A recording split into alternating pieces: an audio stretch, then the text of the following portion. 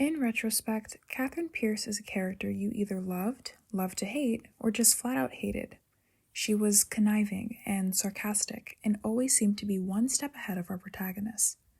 Existing within the shadows until it was the perfect time to pounce, Katherine was an enigma, and her early season's portrayal was some of the best work Nina Dobrev did on the show. But of course, as time went on and seasons became never-ending, the Katherine we grew to love became a bit too repetitive. In this video, I'll be analyzing the life of the elusive Katherine Pierce, from her highest highs to her lowest lows. Whether you're a fan of Kathy or not, drop a like under this video and comment what you believe her most iconic moment in TVD was. Let's begin. Katerina Petrova, the birth name of Katherine Pierce, was born on June 5, 1473, in Bulgaria, and she was a witch doppelganger of the traveler subculture. There's little known about her adolescence, but it's shown that Katherine had a younger sister and likely did not practice magic. In 1490, Katherine was disowned by her father for having a child out of wedlock and was subsequently exiled to England, in which she met Klaus Michelson, an original vampire. He wanted to sacrifice her to break a curse placed upon him centuries before. However, due to Katherine's natural talent for evasion, she was able to trick the vampires Rose and Trevor into turning her so her blood would no longer be useful to Klaus, and began her 500-year run away from his punishments. We learn this information in one of the most prominent episodes of Season 2, simply called Katharina. Now, Katherine could be considered the primary antagonist throughout the series, as her villainy spanned 5 out of the 8 seasons of the show. This is practically unheard of within the sphere of supernatural television. Most shows that exist in the same vein as TVD tend to have a monster of the week structure, building to a bigger antagonist each season. Now, while TVD did still stick to having the big bad seasonally, Katherine Pierce was the big bad of Season 1 and 2, but she remained undefeated. This is what makes her interesting. The characters had spent all this time learning about her, plotting against her, and then finally enacting their plan just for their plan to work, but not enough to get rid of her. And that's when we get the incredible Episode 9 storyline of Season 2, because Elena realizes that as dangerous as Katherine is as a threat, her knowledge makes her equally important as an ally. Katherine would flip-flop between allyship and villainy. She'd risk her life for one member of the group just to turn her back on another member episodes later. She was unpredictable, leaving our main protagonists, Stefan, Damon, and Elena, unable to completely trust her. Unlike these 3 characters, Katherine was motivated solely by her own desires. She wanted to survive as much as she wanted to be loved, specifically by Stefan.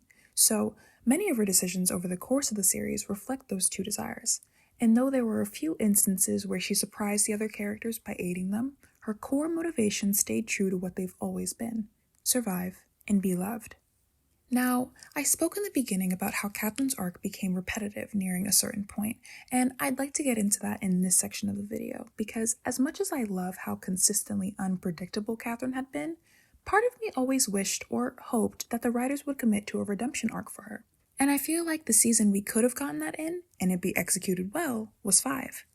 As a whole, Season 5 was a high for Katherine, but also a major low. We'd just come off the adrenaline rush of Season 4, where Elena transitioned into a vampire and learned to embrace both the good and the bad. This is also where the tone of the show began to shift into darker themes, and by the Season 4 finale, we were confronted with the possibility nobody had ever dared to imagine: a human Katherine. And it was riveting, at first. For 500 years, Katherine had always been a step ahead, and now she was many steps behind, both in terms of power and knowledge, as she no longer knew what it meant to be human or how to even navigate her life as one. The writers had stripped Katherine down to the bone, and in this vulnerable state, she had the chance to learn and grow for the first time rather than just focusing on survival. She could correct mistakes she made in the past and regain the autonomy she had lost. And this is where the introduction of the traveler vampire Nadia comes into play, aka Katherine's long-lost daughter from 1490. Nadia was a character with immense potential, teased in the finale of Season 4 during a scene with Matt and Rebecca Michelson. She was born to Katherine and Marcos, the current leader of the Travelers. And while Katherine was running from her tormentor, Nadia had spent 5 centuries running after hers, her biological mother. You see, Katherine's daughter was always just off the mark during the pursuit of her mother. She would get close enough to know her mother was alive, but never close enough for closure. That is, until season 5. Upon entering her new life as a human/hostage to Damon and Elena, Katherine is bombarded at the bar by a slightly older, very familiar face in Nadia. During this first encounter, Katherine had no idea who Nadia is or what she wanted. And with the way Nadia doesn't hesitate to attack Damon and Elena, she's unwilling to find out. Katherine runs and Nadia follows, eventually finding her in the woods. After a few episodes of cat and mouse, Nadia finally reveals to Katherine who she really is, and to me, this is one of the best Katherine Pierce moments. It was in a little cottage in England, and it wasn't 1645. It was April 6, 1492.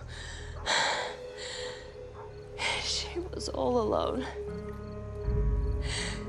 exiled by her family 2 years earlier. You stuck her head in a noose, pushed her off the chair, and snapped her neck. Who are you? My name is Nadia Petrova. And you are my mother.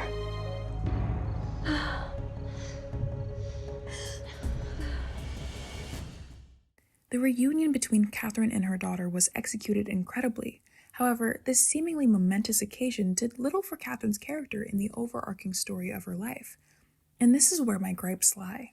After Nadia reunited with Katherine, she became little more than an errand girl and an extra body to scheme with. Katherine didn't try to be a mother to her, which I don't actually blame her for, but she barely even tried to care or to get to know her.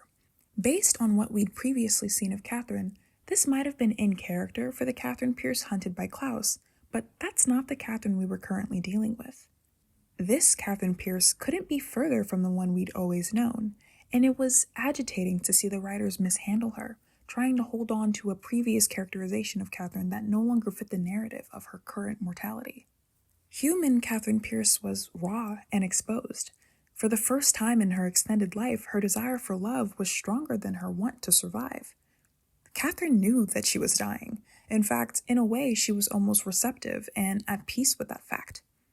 The relationship with her daughter could have given her that love she craved if it was done correctly. But they fumbled the momentum of the reunion, and Katherine continued making the same old mistakes of her past. Frankly, it's kind of unbelievable to me that Katherine, after everything, would still continue making those same choices. And this is not to say that I don't believe Katherine wouldn't still prioritize her relationship with Stefan. In fact, that makes sense as their dynamics with both Stefan and Nadia were almost foils. Nadia, having chased Katherine's affections for centuries, contrasts with Stefan, the vampire Katherine sought the love of most, but he still couldn't admit his feelings for his sire. Imagine how rewarding and impactful her death would have been had she earned both of their love nearing the end of her arc. How bittersweet her conclusion would have been to die-hard fans. But instead, the writers opted for predictable shock value by having a dying Katherine body jump into Elena. This decision made it clear to me that 1.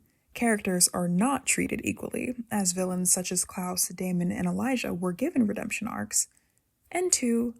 The writers viewed Katherine more as a plot device and gimmick than a complex character deserving of a satisfying conclusion.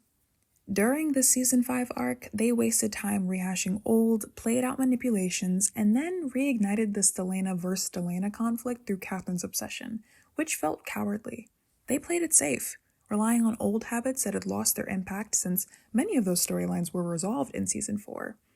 And it seemed as if the writers wanted to introduce new concepts but were still clinging to the past status quo.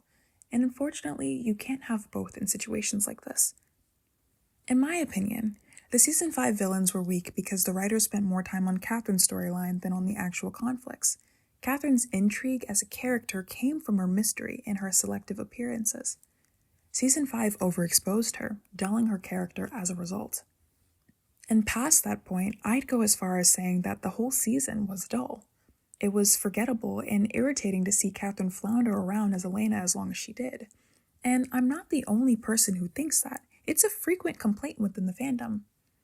Focusing so much on Katherine's scheme while underdeveloping plots like the Augustine vampire, the doppelganger curse, and Delena's development as a couple made the season dull.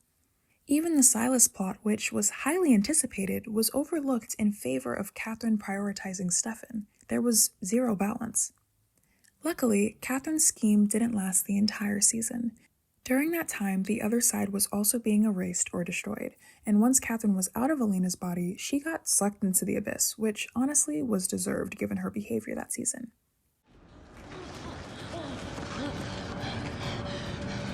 Bonnie, we can't help you, Katherine. What? No, no, no, no!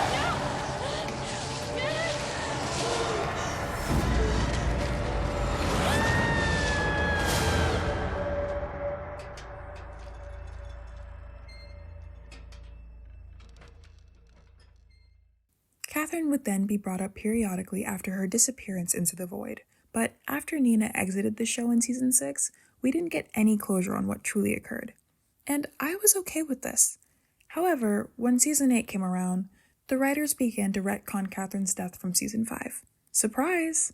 When she was sucked into the abyss, it was actually hell.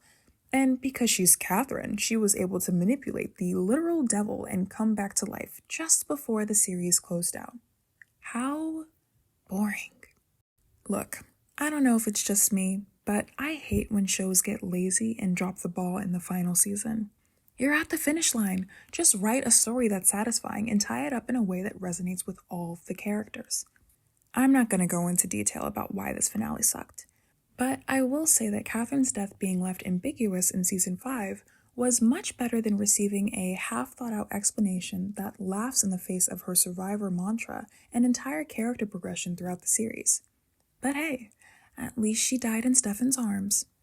Speaking of Stefan, let's talk about Katherine's greatest love, Mr. Salvatore himself. Stefan and Katherine, steferine as I'll refer to them from here on, was arguably Katherine's best ship in TVD. Regardless of your feelings about the ethics of this pairing, their relationship chemistry was incredibly strong and generally well written.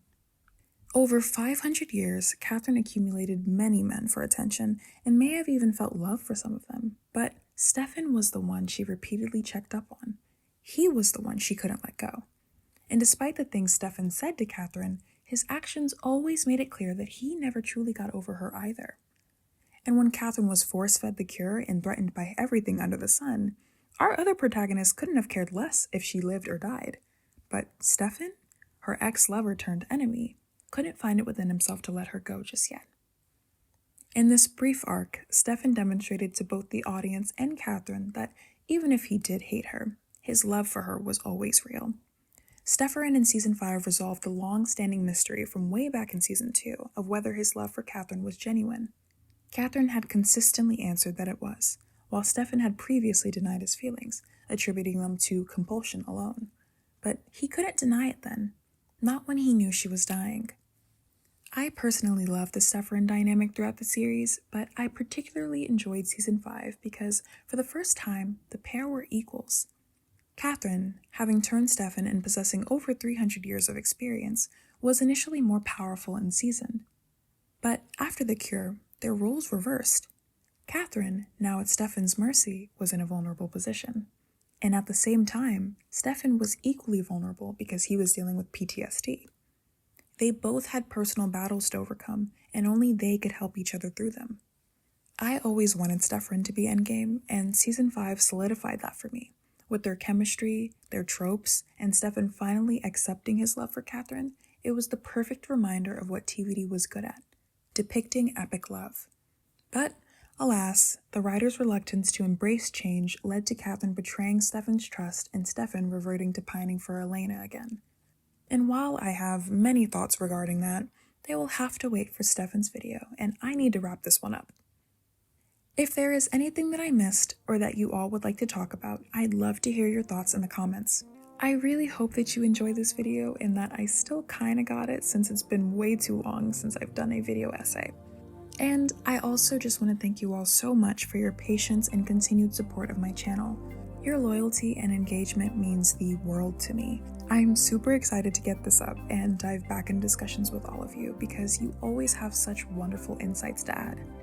But yeah, until next time, friends, Bye-bye.